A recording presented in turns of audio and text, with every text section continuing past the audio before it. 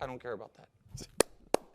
I mean, he said the sky's the limit. How's that different than I'm chasing He's talking about working. If he were a Cowboy, here's what he would have said. Okay, you know what? Yeah, me and Jalen were the best receiver, quarterback duo in the league, and we're about to win the Super Bowl.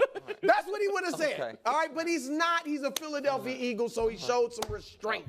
This is perfect because Zeke just came out. I just recorded the video, which if you're watching this, that means it's already been posted.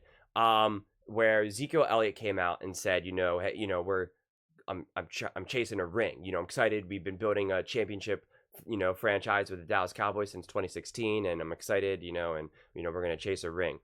And we just criticized that and talked about what does that mean, yada yada yada. And that's the difference between what AJ Brown said. He goes, I want to prove it. We don't play on paper. He's saying like that's a different statement entirely, and that to me, that is something, and I've criticized AJ Brown plenty, but that is definitely something that is more legit. That is something that is way more than just, hey, we're chasing rings. It's like, no, like we don't play on paper. I want to prove that I'm worthy of all this money. Like, let's go, let's get to it. To me, that's someone that is more serious about winning. All right, go ahead. Better bet to win the NFC East. It's easy. It's just so easy, it shouldn't even be a question. Okay. It's the Eagles. Vegas thinks it's exactly even. Vegas schmegas. I mean, look, one of these teams has been, I'm talking about the core of these teams. Yep. One of their cores has been to a Super Bowl in the last 2 years. The other core has had playoff embarrassment, foible, disappointment after playoff embarrassment, foible, disappointment, year after year. Yep. That's what the Cowboys do. But their cores, but this is, can I ask? Secondly, one of these teams has had a terrific off. We are about to see how biased Nick Wright is and how much of an Eagles hater is. If he says anything but Philly, we know he is the most gigantic Philly hater and tries to just pander to Dallas Cowboys fans so he can get, some follows. Season. And the other team has had, by your words, a bad offseason. Okay, good. What's the One of terrific these offseason? teams has great vibes. Yeah. They just signed their 2 receivers who are very good. Arguably the best 2 receiving duo in the league, or one of them. Sure. All right. They got them on contract extensions. They're feeling great about themselves. And they drafted 2 defensive backs, which we know they need to improve their defense, and they got a few other defensive players as well. Yeah. And not to mention they added one of the best running backs in the league. Yeah, pretty good. So this is, and one team doesn't have they got Rico Dowdle. All right, so this is an outrageous. It's ridiculous. This is okay. So let me go step by step on how. And I rarely think this because you usually are pretty smart on this stuff. How everything you just said was wrong. Okay. Wow. The question is not better bet to win the Super Bowl. So I don't really care about what core's been to the Super Bowl. I know this. In the last 3 years, Dallas's core has won the division twice, and Philly's core has won the division once. I know that. So the question's about the division. But by that history, last time a team won it back-to-back was 23 years. So it's Philly's turn. Okay, I don't know that I buy that, but that's fine. Well, the second thing you said, I don't buy that. I don't buy that, but I use the last few seasons as a reason for my logic now and the conclusion I'm drawing. But then when Nick says, okay, well, if you want to use, or then when Bruce says, okay, if you want to use that, then no one has won the division back to back in 23 years. And he goes, well, I don't buy that. Do you not see the delusion and the bias that Nick Wright? I mean, that's ridiculous. That good on Brew. The off seasons. Which team had the emotional leader and future first ballot Hall of Famer walk away? Stop it. Hold on. Stop it. What do you mean? What do you mean? Stop it. The Cowboys. Stop it. Their offensive line still is legit. Brew, I know this. You have made and it. And the Cowboys lost Hall of Famers on their offensive line too. You have made it out to be that the loss of Biotish is more impactful than the loss of Kelsey. And Tyron Smith. And so, I understand that. And the Cowboys used their first-round pick to address He's that. He's going to be Tyron Smith? No, okay. Hopefully he's a he project.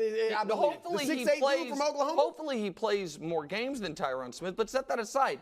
You also have just asserted that the Eagles have good vibes. I don't know that that's true at all. They've paid people. And the vibes weren't so bad that A.J. Brown was like, I don't want the $72 million. I don't know that is really, or $96 million, that evidence of great vibes. Really? Because Devontae Smith signed, Saquon Barkley chose to come to Philly. Like, what is he talking about? Over in Dallas, you have players that are like refusing to play. CeeDee Lamb's like, I don't know. Micah, I don't know. Constantly talking about how he pretty much like, how he's like, man, the Eagles keep making moves. Always, talking about how good Howie is. Pretty much saying, come and get me. Over in Buffalo, Diggs is like, get me out of here. T. Higgins is like, get me out of here. Out in Kansas City, you got guys getting in high-speed car crashes, almost literally destroying other people's lives. So like, what are you talking about? In the 49ers, Ayuk is like, pay me or get me out of here. So like seriously, what is he talking about? What is he talking about? There are no bad vibes in Philly whatsoever. None. There is nothing but optimism and excitement. Without a doubt. Without a doubt. Nick is just trying to make something out of nothing. There is nothing but positive energy about how the draft went, how the offseason went. Everyone's excited for Saquon. People on TV were talking about how Saquon needs to go to the Texans, how that's going to really help CJ Stroud and they can win. Go to the Ravens, that's going to help out the Ravens, all this. They were talking about all these moves, that how big Saquon can go. He chose the Philadelphia Eagles, a rival coming from the New York Giants. That's how confident he was with New York, with Philadelphia. So just utter insanity. Yes, losing Kelsey is a bummer. Kelsey didn't just disappear. Kelsey didn't leave. He retired. There's a big difference. He didn't just leave. He retired. If he just left and said, I got to get out of here, that would be one thing. But no, he held on as long as he could. You can only hold on so much, man. You also said they improved in ways. I don't know that's true. I don't you're a know moron then. That adding Vic Fangio and Kellen Moore, both of whom were in new jobs last year, got fired from those jobs after 1 year. Kellen Moore, we have no evidence is a good offensive coordinator, none. And Vic Fangio, whose defense was a bunch of, what did you call it? Let me think. Breakdancers all year long. The nature of the play. Okay, well, again, I don't know that Philly had a good offseason. They lost a potential Hall of Famer in Fletcher Cox. They lost a definite Hall of Famer in Jason Kelsey. You don't like the additions on the defensive side of the ball? No, I do like the draft picks. I do like their first two draft picks. He likes those draft picks when before he said the other day that those were, how he just copies whatever's in the media, and that's why the media always says he's done it again, but he's not really that good of a GM and good at drafting. And now he's saying, I like those draft picks. He goes by Mr. Consistency, and I don't know how that could ever be his nickname. I don't really. You don't like running backs, but that dude can run the ball. He can talk to man. But listen, I think Eagles' problem last year was not that they didn't have an A-level running back. I thought their running game last year was quite good, actually. So the idea that Philly had this wonderful offseason and that we are just going to gloss over the fact that of every team in the league, including the Panthers, nobody, the most recent time we've seen them play football, was playing worse than Philly. They have lost 6 of 7, including getting blasted by the Bucs, blasted by the Cowboys, blasted by the Niners, losing twice to the Giants, losing to the Cardinals. The idea that we're just going to say that didn't happen, it happened. You think they're going to come into this year and play the way they did over the last 6 weeks of the season? I don't think they're going to be the worst team in football like they were for the last 2 months, but I think just saying supernatural funk is not a reality. No, they made changes. Why did that happen, and why?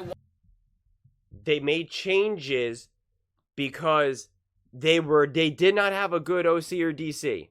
They did not have the right personnel. They also were not healthy. These were all issues that the Eagles have now taken care of. And they did get a more versatile running back. They did get a better OC. All right, now I love how we say that Kelmore's not a good OC. When he was with Dallas, he was a fantastic OC. He was great, and the narrative was that McCarthy chased him out of the building because he felt threatened by him. That was the actual narrative, for those of you who maybe don't remember. Now he's junk. Like, what are we talking about? Now Vic Fangio is not a good DC, right? He's also just a scrub from the streets. Like, the defense was problematic. They upgraded at defense. They had some acquisitions. They drafted, key players that most people are very excited about. Even Nick, I guess, although he keeps flip-flopping. The offense is intact. Yes, losing Kelsey is a bummer. But under Nick's logic, so much of what Travis Kelsey does can be taught. And it's the same thing with Jason Kelsey, his brother. Jason Kelsey isn't known to be this athletic freak monster of a guy. He's built like every other center. It's his brains, it's his technique, it's his work ethic. Well, he taught that to, I can't think of his name off the top of my head right now, who's going to step up for him. Which is what Nick said, that's, what the Chiefs are going to do with their drafted tight end, and Travis Kelsey's going to give him the secret sauce. Well, that's what the Eagles did. So we already got our center locked and loaded. Let's go. It's funny how he picks and chooses when he thinks these things are going to work and when they're not. I mean, it's just absurd to me. It really, really is. The Eagles were absolutely spiraling last season. They were injured. They were banged up. It was clear that the OC and the DC were just not good enough. Jalen Hurts dislocates a finger. A.J. Brown hurts his knee. It was a bad ending to the season, without a doubt. No ifs, ands, or buts. But we're just going to pretend that the Eagles aren't good or that they don't know how to bounce back. Nick Wright wants to use the history of the Cowboys to sell his point, although wants to ignore the whole back-to-back, which I agree ignoring the back-to-back, because that doesn't mean anything. Whatever that happened 10 years ago means nothing to me. Over 10 years ago. But yet the Eagles over the last 7 years, 7 years, have been to 2 Super Bowls, have won 2 NFC championships, have won a Super Bowl. That means they're good. That means they've done better than the Dallas Cowboys. The Eagles have the same number of Super Bowl appearances as Dak Prescott has playoff wins. So what are we talking about here? Like, any idea that the Cowboys are better than the Eagles, or that the Eagles aren't good, or that they're not going to be consistently great is just insane. I'm not saying that the Eagles are going to just have a one-way ticket to the Super Bowl here. But if you're going to talk about the history, the recent history now, I mean, like within the last 5 years, 6, 7, 8 years, as a barometer of what's going to go on, because that's what he does with the Chiefs, that's what he does with the Cowboys, that's what he does with the Ravens, that's what he does with the Bengals, that's what he does with all these teams. And if that's a logic we're going to follow, well, then the Eagles are going to be due for a Super Bowl and an NFC championship. So I just don't know what he's talking about. He is such a hater towards the Eagles, and it's absurd. Absolutely absurd. He's just so biased. And like I said, I think he panders to the Cowboys. He's saying that the Cowboys, like he panders to the Cowboys fans because it's such a massive fan base. That's really what I believe he does. And it's just like, I don't know, man. It's just, you reach the point where you're like, why am I watching this part of the discussion? Because it's just biased. Like, I like unbiased analysis of this. And it's just like, I knew going into it, he wasn't going to really say much of anything positive about the Eagles. It just doesn't make sense to me. But those are just my thoughts. I would absolutely love to hear yours. I read every single comment, so whether you agree with me or disagree with me, either way, let's get in some discussions, let's get in some fights, but ultimately, let's just have some fun. And please do consider subscribing. We are building an amazing community here, and I would absolutely love to see you part of it. I want to build something that we all genuinely feel connected to, something that we're really excited to be part of, and I think we're well on our way to doing it. And please don't forget to give this video a thumbs up, as it really does help with the visibility and the algorithm. So let me know in the comments below, what do you think about the Eagles versus Cowboys? Who do you think is more likely to win the division? And do you agree with Nick Wright that the Eagles have done nothing this offseason, that it's not impressive, and that they could be one of the worst teams in the NFL? Let me know. I'll see you next time.